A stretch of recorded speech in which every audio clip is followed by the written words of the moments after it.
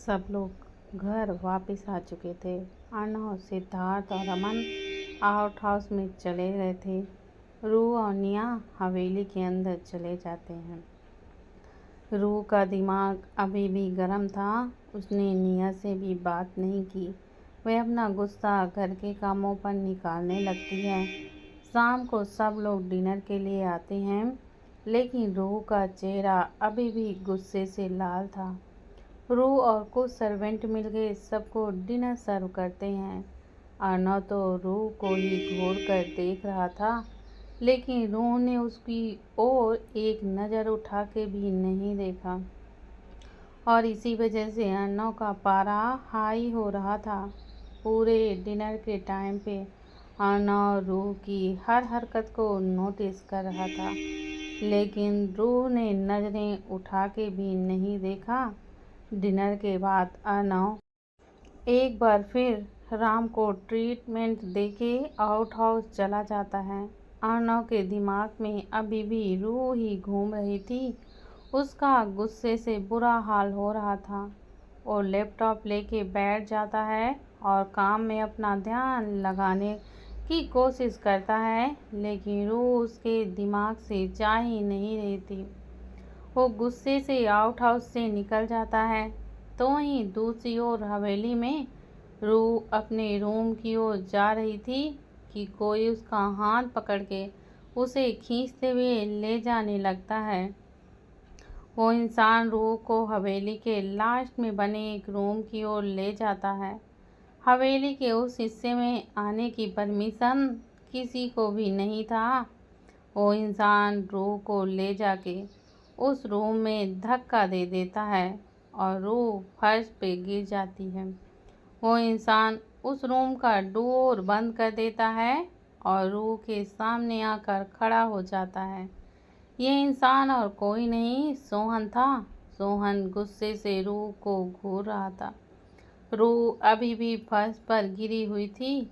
सोहन गुस्से से उसके पास जाके बैठ जाता है और अपने हाथ से उसके जबड़े को भींचते हुए बोलता है, आजकल बहुत रंगलियाँ मनाई जा रही हैं उस डॉक्टर के साथ, पसंद तो नहीं आ गया वो? रूह उसको जवाब देते हुए बोलती है, ऐसा कुछ नहीं है, आप गलत समझ रहे हैं सोहन भाई। सोहन को रूह की बात सुन के गुस्सा आने लगता है। वो रूह को खींच के एक थप्पड़ मार देता है। रूह की गुस्से से मुट्ठियाँ खिंच जाती हैं और वो जलती हुई आंखों से सोहन को देखती है। सोहन उसके बाल पकड़ के खींचते हुए बोलता है, भाई नहीं हूँ मैं तुम्हारा, तुम मेरी माँ की सिर्फ एक गलती हो, नाजायज औलाद हो तुम, और तुम्हारी इतनी औकात नहीं है कि तुम मुझे भाई बोल सको। दोबारा अपनी इस गंदी जुबान से मेरा नाम लिया तो मुझसे बुरा और कोई नहीं होगा। पिछली बार तो तुम्हारे उस मुंह बोले भाई को छोड़ दिया, बच गया वो जान से, लेकिन अब नहीं बचेगा।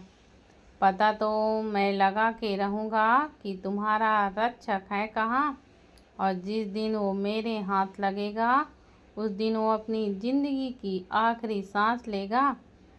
रूह को अरुण की बात सुन के रूह को भी गुस्सा आ जाता है। वो सोहन को गुस्से से धक्का दे देती है और बोलती है, अगर मेरे अरुण को हाथ भी लगाया तो तुम्हें यहीं पर फाड़ के रख दूंगी। मैं भी भूल जाऊंगी कि तुम मेरे सौतेले भाई हो। सोहन का दिमाग जो पहले से ही गर्म हो रहा था, वो अब फूटने को तैयार था। वो एक और थप्पड़ रूह को मार देता है। रूह जमीन पर गिर जाती है। सोहन रूम की अलमारी को खोलता है और उसमें से एक चाबुक निकाल लेता है। वो गुस्से से चाबुक रूह पर बरसाने लगता है। रूह को बहुत दर्द हो रहा था, लेकिन वो अपने दर्द को दिल में ही छुपाए रखती है। उसके मुंह से उफ भी नहीं निकलती। वो चुपचाप सोहन के टार्चर को बर्दाश्त करती रहती है। सोहन काफ़ी देर तक रूह पे चाबुक बरसाता रहता है।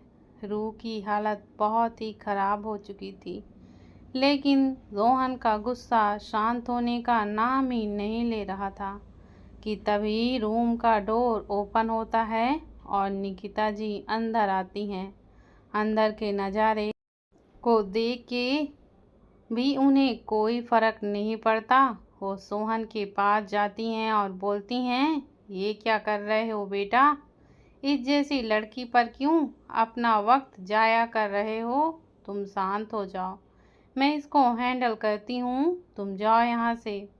सोहन रूम को एक नज़र घूर के देखता है और वहाँ से चला जाता है। उसके जाते ही निकिता जी रूह के पास जाके बोलती हैं, अपने रूम में जाओ और इन सब के बारे में किसी को पता नहीं चलना चाहिए। और हाँ, उस डॉक्टर से दूर रहो।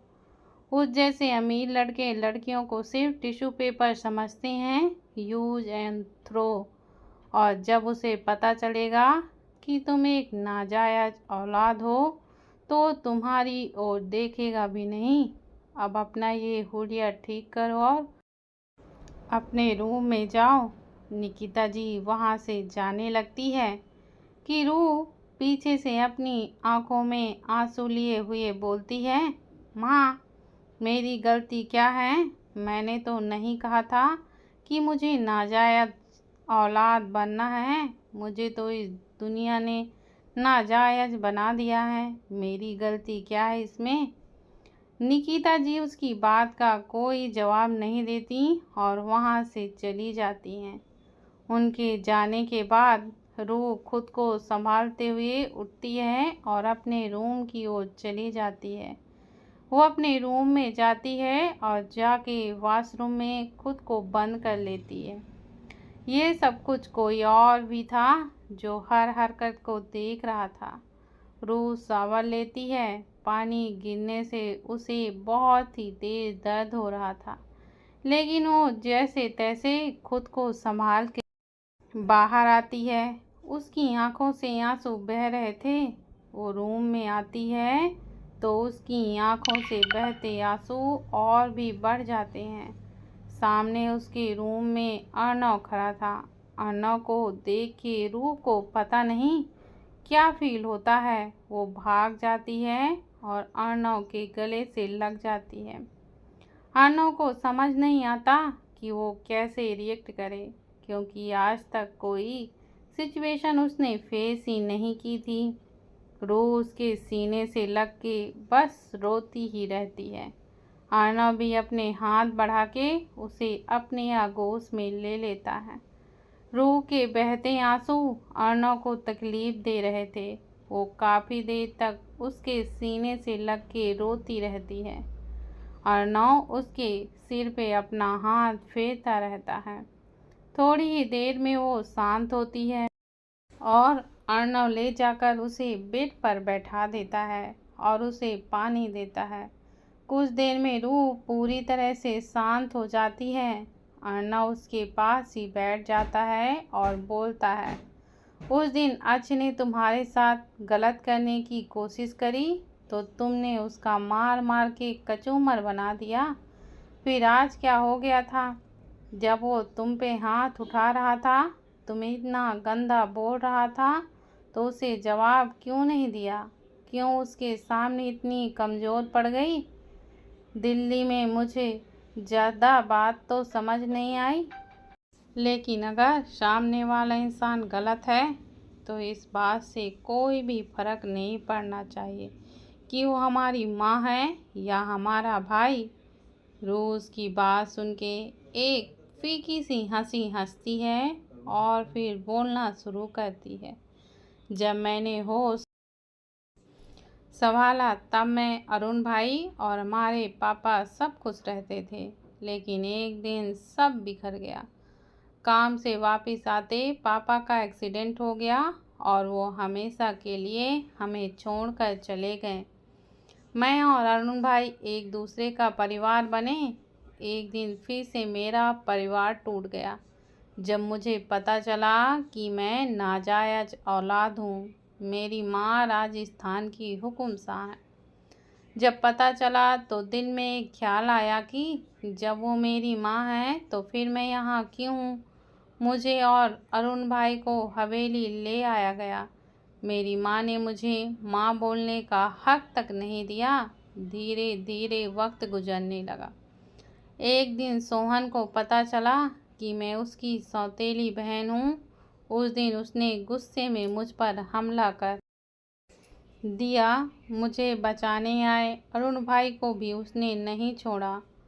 अरुण भाई को तो मैंने बचा लिया, लेकिन वो कोमा में चले गए। माँ को पता चला सोहन की हरकत के बारे में, तो उन्हें उसे यूएस भेज दिया।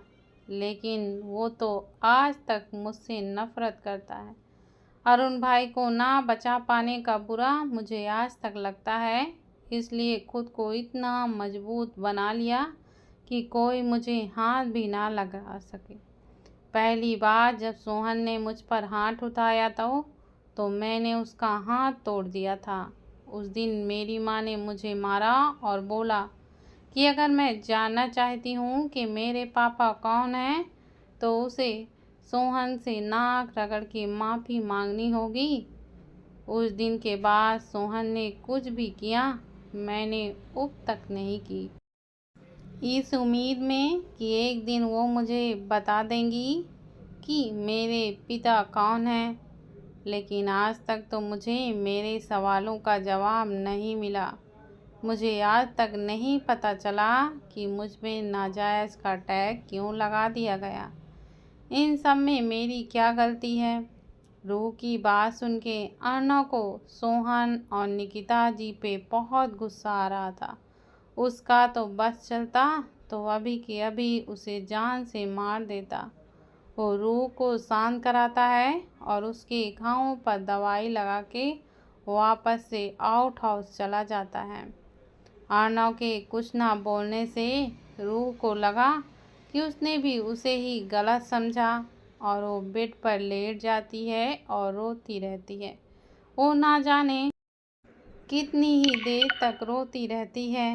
अर्नव आउट हाउस में जाकर किसी को कॉल करता है और कुछ इंस्ट्रक्शन दे के कॉल को कट कर देता है। अर्नव कुछ देर अपने लैपटॉप पर काम करता है और उसके फेस पर एक डेविल स्माइल आ जाती है। दोस्तों, क्या करेगा अर्नव? रूह को क्यों बुरा लगा अर्नव के कुछ न बोलने से? क्या हो गया है दोनों को एक दूसरे से प्यार? जानेंगे हम आगे। कल के कमेंट के लिए आप लोगों का बहुत बहुत धन्यवाद। आज के लिए इतना ही, बाकी का कल। तब तक के लिए बाय बाय और प्लीज़ चैनल को सब्सक्राइब और शेयर ज़रूर करें। मिलते हैं हम आगे के भाग पर।